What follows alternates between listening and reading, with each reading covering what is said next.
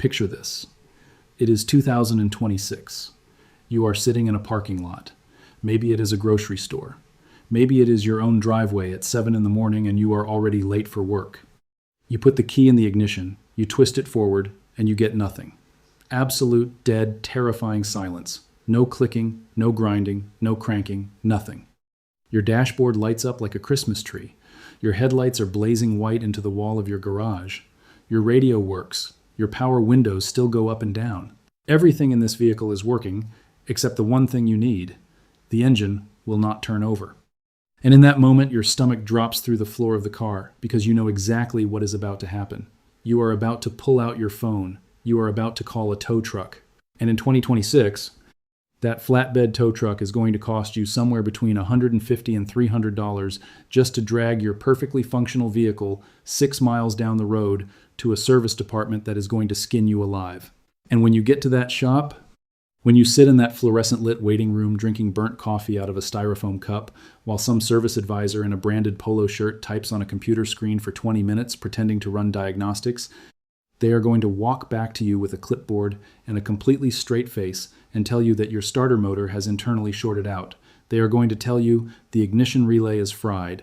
They are going to tell you they need to pull off the upper intake manifold, disconnect the throttle body, remove vacuum lines, just to physically reach the starter assembly that is buried at the back of the engine block. And when they flip that clipboard around and point at the number circled in red at the bottom, it is going to say $900, maybe more. And you are going to pay it, because what choice do you have? Your car does not start. You are stranded. You are helpless. And they know it. They are counting on it. Your helplessness is a line item in their quarterly revenue projections. But here is the thing that keeps me awake at night. Here is what drives me to keep making these videos even when the algorithm pushes them into a digital grave. That starter motor, that heavy-duty, Japanese-engineered starter motor that is bolted to the bell housing of your engine right now, is perfectly fine. It is not fried. It is not shorted out. It is not damaged in any way. It is sitting there completely ready to work, begging for electricity, and the only reason it is not spinning is because a tiny, invisible electrical gatekeeper buried inside your transmission shift linkage has a microscopic layer of green corrosion on its copper contacts. That is it. That is the whole problem. A film of oxidation thinner than a strand of hair is paralyzing your entire vehicle, and the fix costs $0. It requires 0 tools. You just have to know the secret. The dealerships making billions of dollars off your ignition panic want you to think a silent car means catastrophic internal starter failure. It almost never does. 9 times out of 10, it is basic safety interlock circuitry and copper oxidation. This is old-school diagnostic knowledge that Japanese master mechanics have been using for decades, and I am sharing it today for educational purposes. Because Western service departments have absolutely no financial incentive to teach you this. None. Their revenue depends on you not knowing what I am about to tell you. So let me break down the complete electrical architecture of your vehicle's starting system, because once you understand how this circuit actually works, you will never be a victim of this scam again. Let us talk about what physically happens when you turn your key. Your car's starting system is not some mysterious computerized black box. It is a beautifully simple electrical circuit with a very specific chain of command, and that chain has exactly 4 major links. At the very top of that chain sits your battery. A healthy 12-volt car battery puts out 12.6 volts when fully charged. Some of you already know that, but here is the diagnostic detail most people miss. When you see your dashboard gauges light up bright, when your headlights are cutting through the darkness at full intensity, when your power windows glide up and down with full force, you are looking at definitive, courtroom-grade forensic proof that your battery is healthy and your alternator was charging it properly on your last drive. A dead battery or a dying battery cannot illuminate a full dashboard. It cannot power high-beam headlights. The voltage would sag, the lights would be dim, and you would notice. If you have full, bright electrical power everywhere in the vehicle except the starter, your battery is not the problem. Burn that into your memory. That single observation eliminates the most common and most expensive misdiagnosis in the entire automotive repair industry.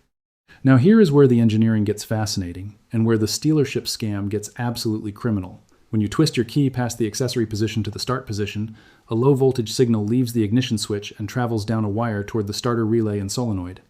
We are talking about a small signal, maybe 12 volts at less than 1 amp of current. This is not the big power cable, this is the trigger wire, the command wire. Think of it as the general giving the order to fire. But that little command signal does not travel directly from the ignition switch to the starter relay. It cannot. Because Japanese and Western engineers both installed an electrical checkpoint between those two components. A gatekeeper, a security guard, and this gatekeeper is called the neutral safety switch. On newer vehicles, from roughly the mid-2000s onward, manufacturers started calling this same component the transmission range sensor.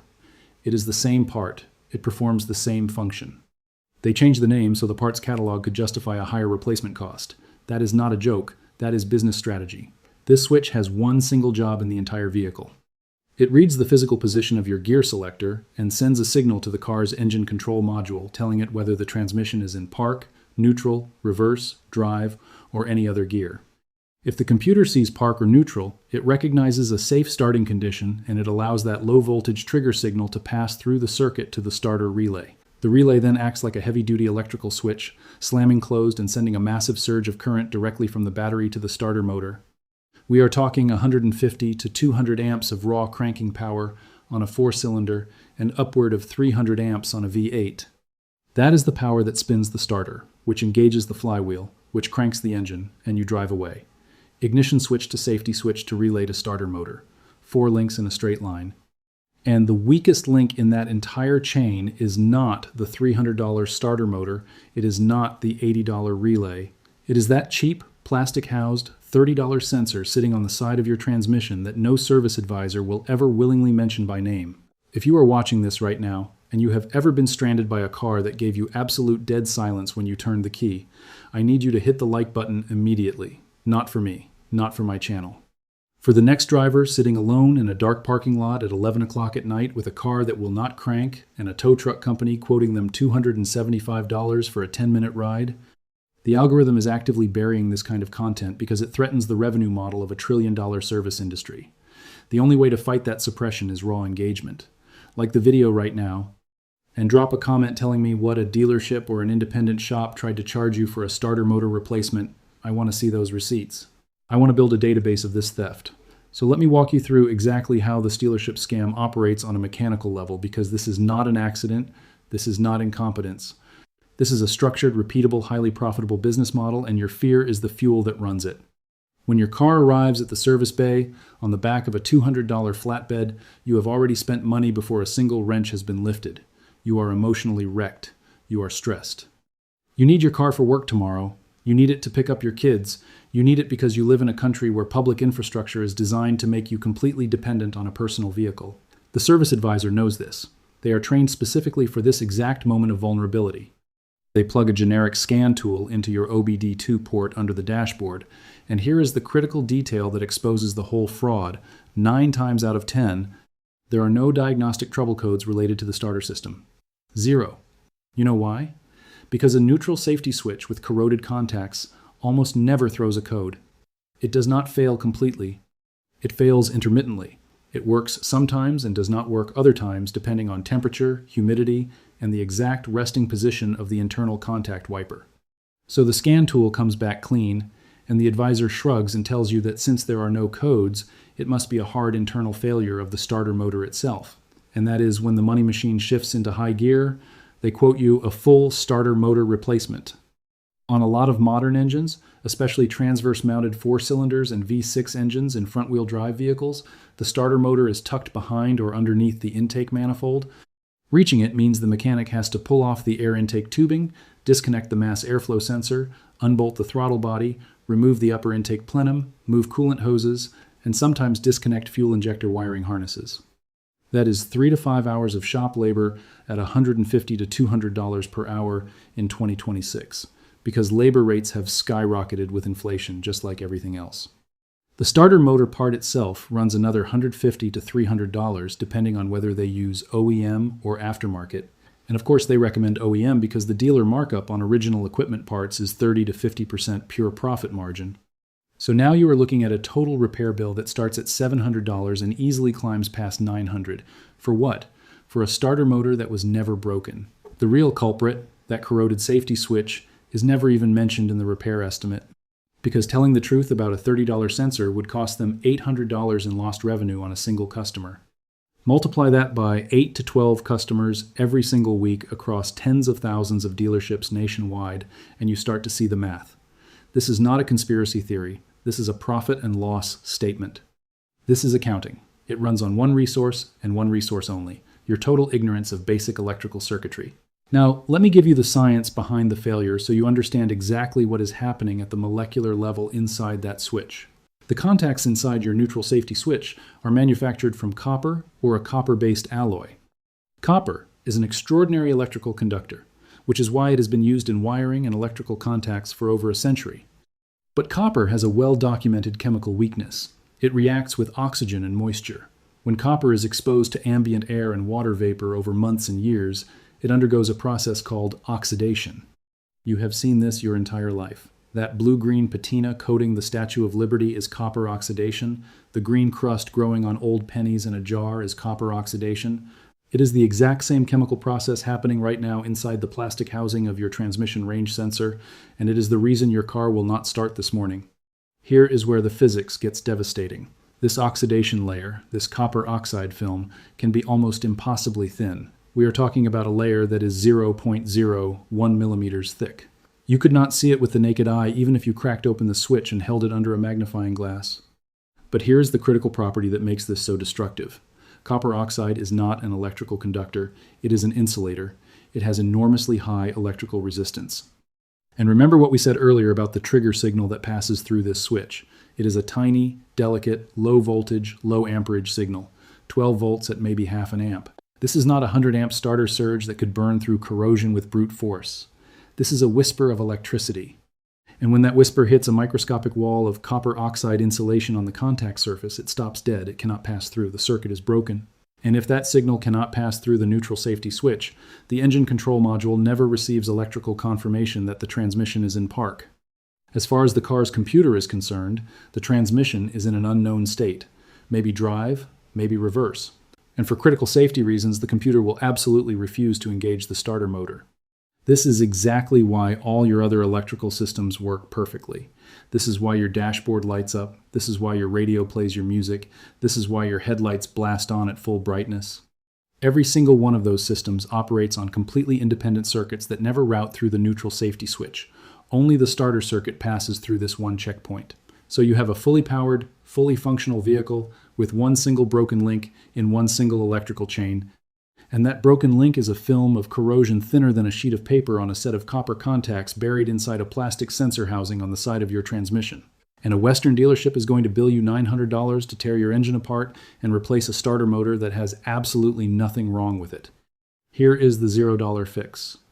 Here is the technique that Japanese mechanics have been teaching apprentices since before most of you were born.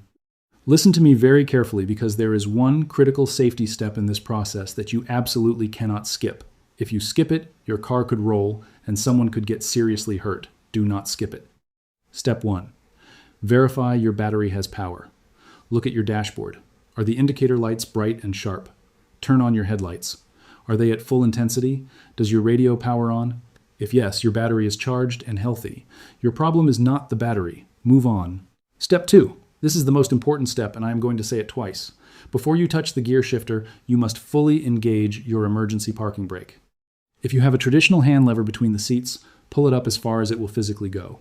Pull it hard. If you have a foot-operated parking brake on the far left, stomp it all the way to the floor.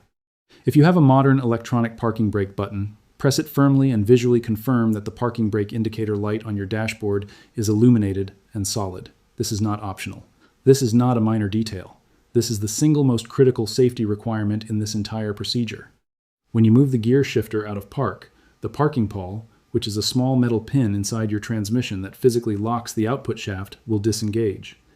If your car is sitting on even the slightest incline, even a grade so subtle you cannot feel it while sitting inside, the car will begin to roll the instant you leave park. The parking brake is your only mechanical safeguard against that. Set it. Confirm it is set. Do not proceed until you are absolutely certain it is holding the vehicle stationary. Step 3. With the parking brake fully engaged, press your foot down firmly on the brake pedal and hold it there. Keep steady pressure on that brake pedal throughout this entire process. Do not lift your foot until the engine is running and you are ready to shift back into park or drive intentionally. Step 4. With the parking brake locked and your foot clamped on the brake pedal, Take the gear shifter and pull it firmly, even forcefully, out of the park position. Move it through reverse and drop it down into neutral. When I say forcefully, I mean give it some deliberate mechanical energy. You are not trying to break anything, but you want positive, assertive movement through the shift gate. Here is why. The mechanical movement of the shift linkage physically drags the internal contact wiper inside the neutral safety switch across the copper contact strip. When the switch is in the park position, the wiper is sitting on one specific area of the copper surface, and that is the area that has corroded. By shifting to neutral, you are physically scraping that wiper across the strip and landing it on a completely different secondary contact surface. A surface that is not corroded because it is not the resting position. You are mechanically bypassing the oxidized contact point and completing the circuit through a clean electrical pathway. Step 5. With the shifter now in neutral, the parking brake firmly set, and your foot holding the brake pedal, turn the key or press the start button. If the problem was a corroded neutral safety switch contact, your starter motor will engage instantly.